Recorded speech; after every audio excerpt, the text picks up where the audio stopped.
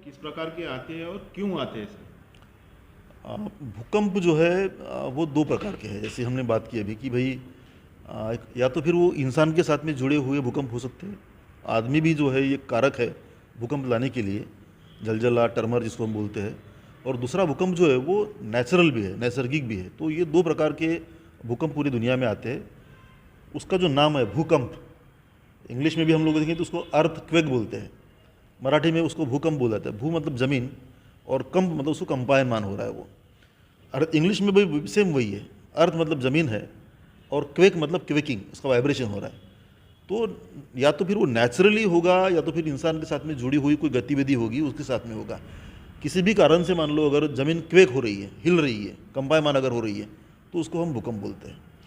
अब ये नेचुरल की अगर हम बात करेंगे तो नेचुरल में भी बहुत सारे कारण जो है कि भाई अपनी पृथ्वी जो है वो पृथ्वी जो बनी हुई है, हमको लगता है दूसरों को देखने के बाद कि भाई पृथ्वी पूरी गोल होगी और फुटबॉल की जैसी वो है, ऐसा बिल्कुल नहीं है। हम सारे पृथ्वी के अगर हम ऊपर हम देखेंगे मैप के ऊपर तो हमको देखने को मिलेगा कि भाई 7 उससे कॉन्टिनेंट है, वो एक मिक्स से जुड़े हुए हैं या तो फिर कोई अलग भी है। और 71% जो है पानी है पृथ्वी के ऊपर। ये जो कॉन्टिनेंट जो है इनको हम प्लेट मान लेते हैं। हमारा फुटबॉल जो होता है जैसे मान लो एक में से जुड़ा हुआ है, तो इसी तरह ये जो सारी की सारी प्लेट जो है वो प्लेट ही एक दूसरे की तरफ चल रही है पृथ्वी के ऊपर। और प्लेट जब वो चल रही है तो वो रगड़ भी रही है आपस में।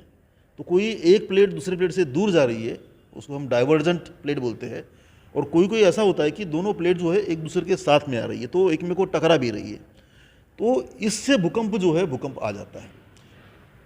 सर यह जगह जो है एक ही जगह पर निश्चित क्यों है ये भूकंप पूरा? अच्छा, तो सबसे पहले तो हमको देखना पड़ेगा कि भाई वो प्लेटें कहाँ रगड़ रही है। अभी हम लोग जापान की बात करते हैं। हम लोग ये बोलते हैं कि भाई जापान जो है वो भूकंप वाला देश है, हर दिन वहाँ कुछ ना कुछ भूकंप जो है भूकंप आते ही रहते हैं जापान में। तो क्यों, क्या बात है, जापान ने ऐसा कौन सा पाप किया कि वहाँ भूकंप बार बार आ रहा है?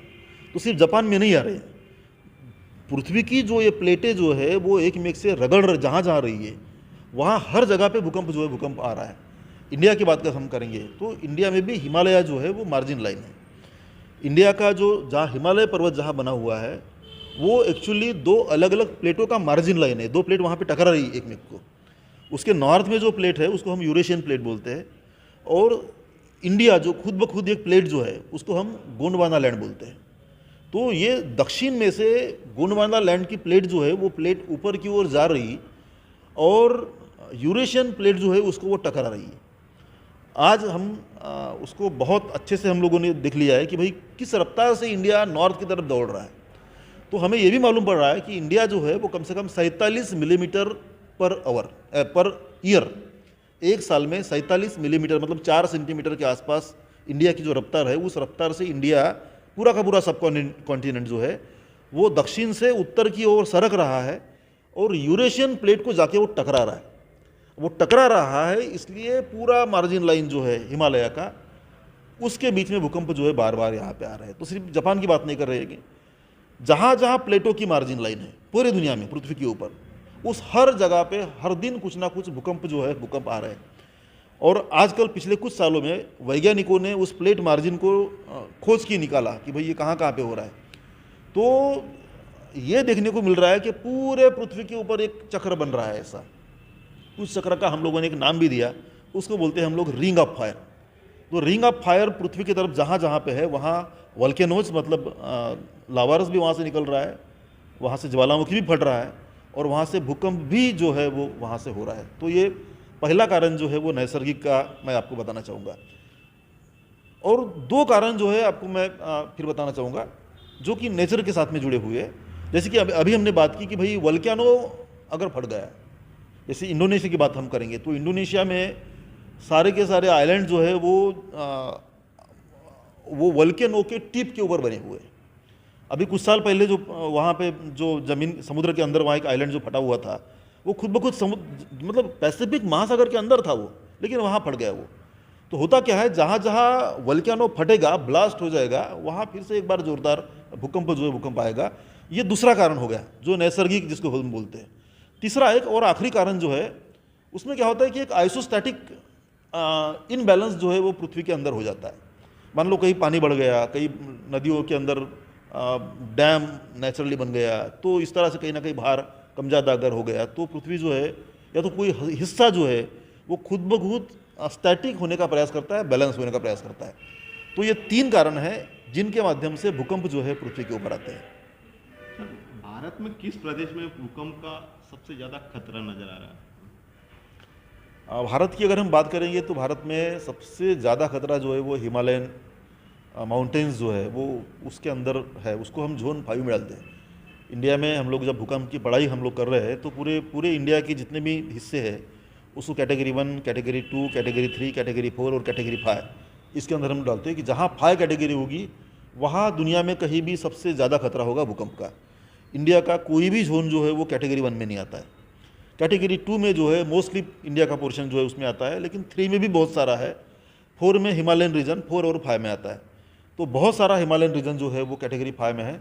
आपका जो सवाल था कि भाई वो कहाँ सबसे ज़्यादा खतरा है, तो मैं ये कहना चाहूँगा कि हिमालय के साउथ में जितने भी जोन हैं, नेपाल हो गया, उत्तर प्रदेश हो गया, उत्तरांचल हो गया, भूटान हो गया, या तो फिर ये जितने भी जो देश है, यहाँ तक मैं उसको मैं नीचे लाऊंगा, यहाँ तक कि दिल्ली तक लाऊंगा मैं। जम्मू कश्मीर हो गया, हिमाचल हो गया, पूरा का पूरा दिल्ली तक खतरा जो है खतरा बहुत बड़ा है। तो ये इंडिया का खतरे वाला जोन जो है उसको हम मान के चल सकते हैं। सर, ये इन भूकंप के प्रभाव से बचा जा सकता है क्या? बचा तो हम कुछ प्रयास कर सकते हैं बचने का। नेचर को किसी ने नहीं जीता है, नेचर को समझ लेना पड़ेगा हमको। नेचर को जीतने का हम लोग आज जो प्रयास कर रहे हैं वो एक्चुअली में बहुत गलत है। हम लोग देख रहे हैं कि भाई बचने का प्रयास तो कर रहे हैं, हम निसर्ग के ऊपर हमारा एक उन्माद बोलो या तो फिर विजय बोलो, विजय करने का भी प्रयास हम लोग कर रहे हैं। हम लोग अपने आप को बहुत बड़ा ये समझते हैं कि भाई इंसान ही सब कुछ है, लेकिन ऐसा नहीं है। भूकंप की ऐसी ताकत होती है कि वो इंसान को, पूरे ह्यूमैनिटीज़ को ये बता देती है कि इंसान उसके सामने कुछ भी नहीं है। तो हम लोग भूकंप को नहीं, हाँ एक बार हम कर सकते हैं, उसको जीत तो नहीं सकते हम लोग, लेकिन कुछ हद तक उसको हम बचाव कर सकते हैं। मान लो हम भूकंप को, मान लो अगर हम समझे कि भाई ये भूकंप क्यों आया, तो हमको ये समझना पड़ेगा कि भाई जापान में क्यों आ रहा है, तो फिर ऐसे जगह में आप कम से कम रहने का प्रयास करो। हम अगर आइसोस्टैटिक इम्बैलेंस अगर हो गया और वहाँ मान लो अगर भूकंप आ रहा है, मैं दुनिया में कुछ उदाहरण आपको देना चाहूँगा। अमेरिका में हुवर डैम बन गया, और जैसे ही हुवर डैम बन गया वहाँ पे भूकंप आ गया, तो इंसान ने क्या किया, वो यहाँ डैम बना दिया। तो डैम बना लिया तो वहाँ पे इम्बैलेंस हो गया पानी का। दूसरी बात, मैं आपको आसमान का, इजिप्ट का मैं उदाहरण दूंगा। जैसे ही आसमान का डैम बन गया वहाँ पे इम्बैलेंस हो गया, और जैसे आसमान का डैम बन गया वहाँ पे भूकंप आ गया, जहाँ पहले कोई भूकंप की गतिविधि इसके पहले रिकॉर्ड नहीं हुई थी। तो हम महाराष्ट्र की बात करेंगे, जैसे ही कोयना बन गया महाराष्ट्र में, तो कोयना बन गया और उसके 3 साल के अंदर भूकंप आ गया। तो तब तक के महाराष्ट्र में भूकंप आता ही नहीं था। हम लोग ये मान के चलते थे कि भाई महाराष्ट्र में भूकंप नहीं आएगा, लेकिन कोयना ने हमको ये बता दिया कि भूकंप महाराष्ट्र में भी कहीं भी आ सकता है। और उसके बाद में तो और 93 में जब किल्लारी जब हुआ, तब ये मालूम पड़ा कि महाराष्ट्र का कोई भी रीजन जो है वो जिसको हम सेफ बोल सकते हैं वो सेफ नहीं है, कहीं भी भूकंप जो है भूकंप आ सकता है। तो इसलिए मैं ये बोल रहा हूँ कि भाई इंसान ने निसर्ग को समझने की ज़रूरत है। नेचर को समझ मान लो हमने अगर कर लिया तो हम कम से कम वहाँ हस्तक्षेप करेंगे और हम बच सकते हैं। लेकिन शायद मैं ये बोल रहा हूँ कि हम लोग ऐसा नहीं कर रहे। हमको ये मालूम है कि हिमालय जो है बहुत ही सेंसिटिव रीजन है। हमको ये मालूम है कि हिमालय इनस्टेबल है, बहुत बिल्कुल नया पर्वत है। पिछले सिर्फ 6.5 करोड़ साल पहले हिमालय जो बना हुआ है, 6.5 करोड़ साल पहले वहाँ कुछ भी नहीं था। तो इतना जवान पर्वत वो है, बच्चा है आज की तारीख में। और फिर हम क्या कर रहे हैं, वहाँ पे हिमालय में 4 लेन 6 लेन की हम रोड बना रहे हैं, वहाँ पे बड़े बड़े टनल बन रहे हैं हमारे अभी। और हम लोग ये समझते कि हमारे पास बहुत टेक्नोलॉजी है। अरे भाई, नेचर ने तुमको दिखा दिया कि तुम्हारे 40 लोग थे वो फंसे थे वहाँ पे कई दिनों तक वहाँ पे। तो हमको ये कुदरत की ताकत को हमको समझना पड़ेगा, तो हम बच सकते हैं और कुछ नहीं। सर, भूकंप के सकारात्मक बाजू हो सकता है क्या? भूकंप का सकारात्मक बाजू तो उस तरह से नहीं है, लेकिन फिर भी मैं ये बोलूँगा कि मान लो एक पॉजिटिव साइड जो है भूकंप की मैं आपको बताना चाहूँगा। भूकंप मान लो अगर नहीं होते थे तो ये हमारी पृथ्वी जो है, ये धरा जो है वो अंदर से कैसी है हमको नहीं मालूम पड़ता था। भूकंप की जो वेव्स होती है वो इंग्लिश के इस तरह के वो जिस तरह की वेव चलती है उस तरह से ही वो वेव चलती है। उसको 3 कैटेगरी में हम लोग तोड़ते हैं। उसको सबसे पहले जो आता है झटका, भूकंप का हर एक कंपायमान जो झटका होता है वो वेव में चलता है। सबसे पहले जो झटका आता है उसको हम पी वेव बोलते हैं, उसको प्राइमरी वेव्स बोलते हैं। उसके बाद इमीडिएट कुछ सेकंड के बाद में या कुछ मिनट के बाद में कभी कभी दूसरी वेव्स आती है, उसको हम यस वेव, सेकेंडरी वेव्स बोलते हैं हम लोग। और तीसरी वेव जो है बाद में आती है उसको हम लॉन्गिट्यूडिनल वेव्स बोलते हैं। तो ये वेव्स इतनी सकारात्मक है कि उसके ही माध्यम से हम लोग ये जान सके हैं कि पृथ्वी के अंदर 50 किलोमीटर तक ये उसका क्रस्ट है, उसके बाद में उसका 200 किलोमीटर के आसपास उसका एस्थोनोस्फीयर है, वो सेमी लिक्विड है। पृथ्वी का जो इंटरनल पार्ट जो है 2900 किलोमीटर के बाद में उसके कोर तक के वो जो है बिल्कुल सॉलिड है, वो लिक्विड नहीं है या तो सेमी लिक्विड भी नहीं है। तो ये हम ये जो समझ पाए ना हम लोग, ये भूकंप के लहर के ऊपर से ही हम लोग समझ पाए। भूकंप मान लो अगर नहीं होता था तो पृथ्वी का इंटरनल जो स्ट्रक्चर जो है सॉलिड है या टेम्परेचर कितना है, उसकी डेंसिटी कितनी है, ये बातें जो है वो इंसान को मालूम नहीं पड़ती थी। तो भूकंप जो है उस लिहाज से सकारात्मक है, मैं ये बोलना चाहूँगा। सर मध्य भारत में भी कितना भूकंप का वातावरण जो छाया हुआ है उस पर आपकी क्या राय है? अभी मध्य भारत की अगर हम बात करेंगे तो ये पूरा का पूरा इंडिया जो है वो एक सब कॉन्टिनेंट है हमारा, उपमहाद्वीप जिसको बोलते हैं। ये अपने आप में खुद ब खुद एक प्लेट है। तो ये मान के सिर्फ चलते हैं हम लोग। और उसलिए मैं अभी 2 मिनट पहले जो बोला था कि भाई महाराष्ट्र में, मध्य प्रदेश में जो कॉन्टिनेंटल प्लेट जो है या तो उसका इंटरनल पार्ट जो है उसके अंदर भूकंप नहीं आ सकते, मान के चलते थे हम लोग। लेकिन अभी ये मालूम पड़ रहा है कि विज्ञान जो है वो धीरे धीरे तरक्की करता रहता है और जियोलॉजिस्ट लोगों को अभी मालूम पड़ा कि ये सारा का सारा इंडिया जो है वो अपने आप में एक कॉन्टिनेंटल प्लेट जैसा बिहेव नहीं करता है। तो उसके अंदर भी कुछ फॉल्ट लाइन जो है वो इंडिया के अंदर भी है। हम डेक्कन ट्रैप की अगर बात करेंगे, हम लोग दक्कन का जो प्लेटो जिसको बोलते हैं अगर उसकी हम बात करेंगे तो बहुत सारी फॉल्ट लाइन जो है वो इंडिया के अंदर भी है। चंद्रपुर जहाँ हम आज बैठे हुए हैं, हम वो फॉल्ट लाइन के बिल्कुल आसपास बैठे हुए हैं। यहाँ से जो गोदावरी की जो फॉल्ट आती है या तो फिर कदम की फॉल्ट जो यहाँ पे आ रही है, वो फॉल्ट लाइन के आसपास होने के वजह से ही चंद्रपुर में कभी कभी भूकंप जो यहाँ पे आता है। स्पेशली नांदेड़ हो गया तो मराठवाड़ा हो गया, इस परिसर में हम किल्लारी की बात करेंगे 1993 की, यहाँ 6 का मैग्नीट्यूड का भूकंप यहाँ पे आ जाता है। तो 6 बहुत बड़ी बात हो गई। तो क्यों आया था? और तब मालूम पड़ा कि वो कुर्डूवाडी से लेके तो किर्लोस्करवाड़ी, वो जो वेस्टर्न महाराष्ट्र का रीजन जो है वहाँ तक की एक फॉल्ट जो है फॉल्ट हमको देखने को मिली थी। चंद्रपुर के बाजू में ना, हम तेलंगाना में अगर जाएंगे तो फॉल्ट लाइन के ऊपर है।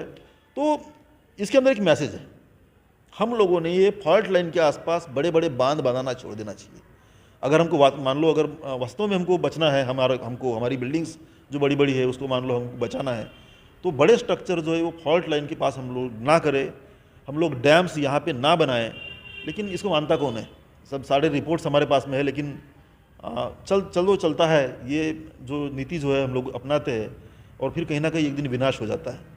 मैं एक 26 जनवरी की बात बताना चाहूँगा जो कि हम लोगों ने हमारे गुजरात में ही देखी थी।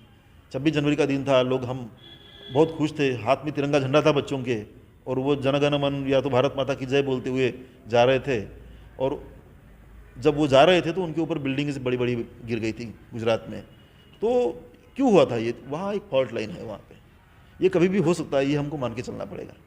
सर भूकंप का फॉल्ट लाइन तो तेलंगाना से होते हुए महाराष्ट्र होते हुए और मध्य प्रदेश तक के पहुंचा है और इवन गुजरात तक पहुंचा है। सर ये फॉल्ट लाइन के ऊपर जो है मध्य भारत में कुछ खाने भी मौजूद है, कोयला खाने, और जिसके चलते पिछले साल भी 2023 में भी भूकंप के झटके महसूस करना पड़ा। और ये कोयला खानों में जो है कोयला निकाला जा रहा है जो ब्लास्टिंग के चलते, उसका परिणाम कुछ हो सकता है क्या? हाँ, ज़रूर हो सकता है। नेचुरली जो अर्थ यहाँ पे आता है उसका ग्रेविटी जो है वो बढ़ जाएगा। मान लो माइनिंग हम जब करते हैं तो माइनिंग के बाद में मान लो अंडरग्राउंड माइनिंग अगर है तो वहाँ पे रेती डालना चाहिए या तो उसको पूरी तरह से भरना चाहिए। इस तरह के अगर मान लो रेगुलेशंस जो है उनका पालन अगर नहीं होता है तो वहाँ पे कैविटी बन जाएगी और वो कैविटीज़ जो है फिर कभी भी कोलैप्स हो सकती है। हम लोग देखते हैं कि चंद्रपुर के आसपास शायद 100 साल पहले जो माइंस जो थी ब्रिटिश के ज़माने में, उसमें एक मकान जो है पूरी तरह से ध्वस्त हो गया अभी। तो इस तरह से मान लो इंसान ने मान लो कुछ किया अगर हुआ है तो कहीं भी छोटा सा इम्बैलेंस जो है इस तरह की कैविटी क्रिएट कर सकता है, भूकंप ला सकता है, एक आधा मोहल्ला जो होगा वो अब जमीन के अंदर चला जाएगा, ये हो सकता है। दूसरी बात, डैम्स वहाँ पे अगर हम बनाते हैं नदियों के ऊपर, मैं बिल्कुल एक बात का उदाहरण दूंगा कि भाई कदम फॉल्ट जो है हमारी, कदम फॉल्ट के अंदर ही हम लोगों ने डैम वहाँ बना दिए, तो कल चल के वहाँ पे भूकंप आ सकता है, फॉल्ट के अंदर है वो। गोदावरी नदी जो वो फॉल्ट के अंदर से ही वहाँ से जा रही है। तो इस तरह के डेवलपमेंट के काम जो है उसको हमको रोकना पड़ेगा, ये बात है।